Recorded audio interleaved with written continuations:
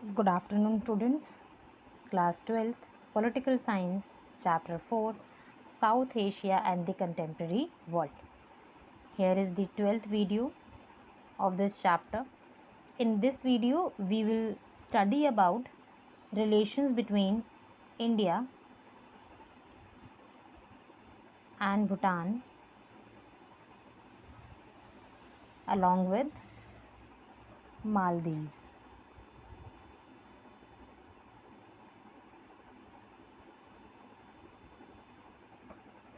Let's start the topic. India and Bhutan.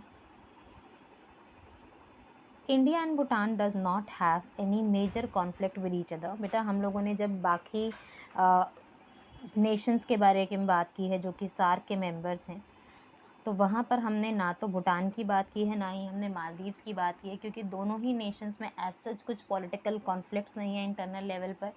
और इसी वजह से ये भी एक रीज़न हो सकता है क्योंकि वहाँ पर इंटरनल डिस्टर्बेंस कुछ नहीं है, और इंटरनल डिस्टर्बेंस नहीं है इसलिए जो गवर्नमेंट है बहुत ज़्यादा स्मूथली वर्क कर पाती है, और उस स्मूथ वर्क की वजह से आसपास के जो नेशंस हैं उनके साथ भी एक अच्छे रिलेशंस उन लोगों ने मेंटेन किए हुए हैं।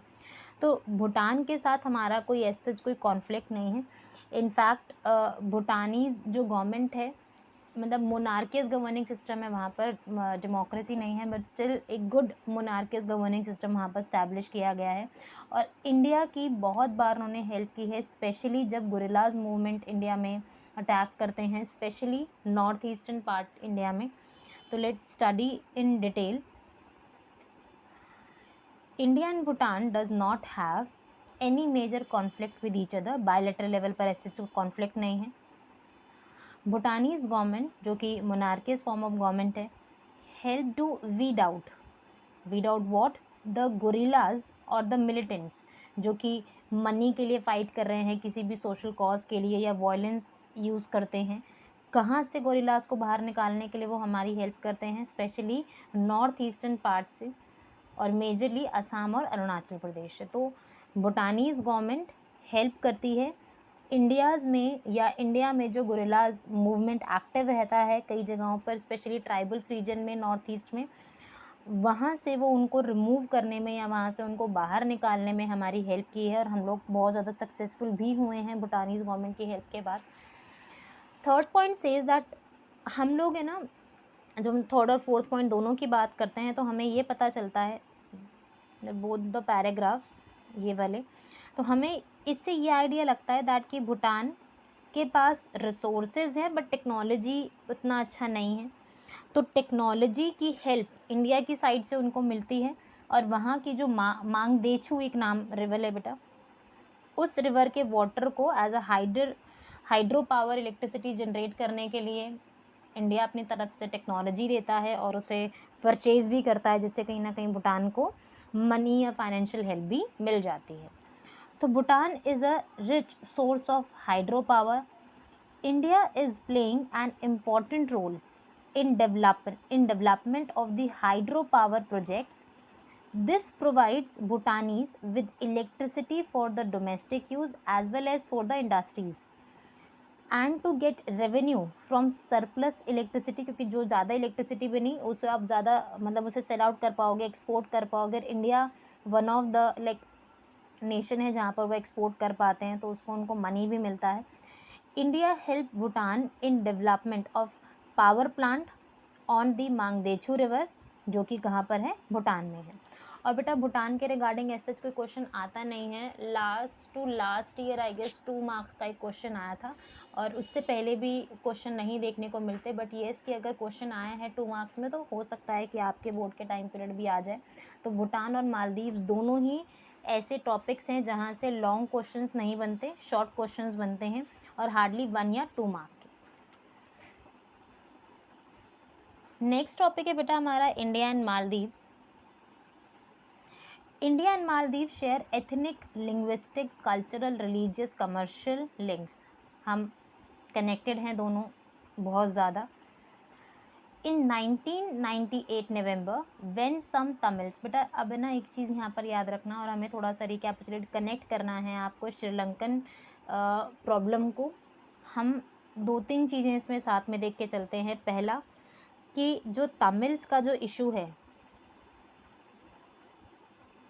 वो सिर्फ और सिर्फ श्रीलंका को अफेक्ट नहीं किया, इंडिया को भी अफेक्ट किया और इसके साथ साथ मालदीव्स को भी अफेक्ट किया गया। मालदीव्स को इसलिए क्योंकि नेबरिंग नेशन है, वो भी एक आइलैंड नेशन है और पास में है, तो वहाँ पर जो मिलिटेंट ग्रुप्स, जो लिट्टे का जो ग्रुप है या जो बाकी वॉलेंट मिलिटेंट्स हैं या फिर जो मर्सनरीज़ हैं, वो वहाँ पर भी जाके वॉयलेंस क्रिएट करते हैं और वहाँ पर भी डिस्टर्बेंस क्रिएट करने की कोशिश करते हैं। तो ये तमिल्स का जो इशू रहा लिट्टे वाला, ये तीनों नेशंस को अफेक्ट किया। तो इसी के चलते श्रीलंका को भी प्रॉब्लम्स फेस करनी पड़ी।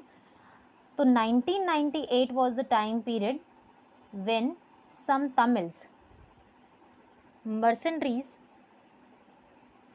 from Sri Lanka attacked the Maldives। Maldives पर अटैक किया गया और इसके रिवर्ट बैक में मालदीव ने इंडिया से हेल्प मांगी और इंडिया की जो एयरफोर्स है, नेवी है, उन्होंने रिएक्ट किया क्विकली और इंडिया को उनकी जो रिक्वेस्ट पर उन्हें इन्वेड करने से रोका जा सका। इसी के साथ साथ बेटा हमने सुनामी वाला पॉइंट जो है श्रीलंका के रिगार्डिंग भी पढ़ा और सुनामी वाला पॉइंट हमारा मालदीव्स के साथ भी आता है। जब 2004 में सुनामी क्राइसिस आया तो उस टाइम पीरियड पर इंडिया ने अपने नेबरिंग नेशंस जहाँ पर भी सुनामी के नेगेटिव इम्पैक्ट्स बहुत ज़्यादा रहे उनकी हेल्प की। एक तरफ उन्होंने श्रीलंका को भी बहुत ज़्यादा हेल्प आउट किया, सेम मैनर में उन्होंने मालदीव्स की भी हेल्प की क्योंकि दोनों नेशंस को बहुत ज़्यादा नेगेटिव इफेक्ट्स फेस करने पड़े। And Maldives India was the first to assist the Maldives during the 2004 tsunami as well as the water crisis in Malé। माले बेटा कैपिटल है मालदीव्स की। 2014 में जब वाटर क्राइसिस आया तब भी उनकी हेल्प की गई। 2004 में जब सुनामी का प्रॉब्लम उनको फेस करना पड़ा तब भी उन्होंने उनकी हेल्प की। तो India has also contributed towards the islands economic development, tourism and fisheries. क्योंकि बेटा आइलैंड नेशन है तो फिशरीज़ एक तरीके से सोर्स ऑफ इनकम है उनके लिए, तो वहाँ पर भी वो डेवलपमेंट में उनको हेल्प करते हैं। और इंडिया और मालदीव्स के, इंडिया और भूटान के दोनों के ही बहुत ज़्यादा अच्छे बायलैटरल लेवल पर स्ट्रॉन्ग रिलेशंस हैं। और तो सार्क में ऐसे भी नेशंस हैं जिनके साथ हमारे कुछ कॉन्फ्लिक्ट्स नहीं हैं। तो in the next video we will study about the conclusion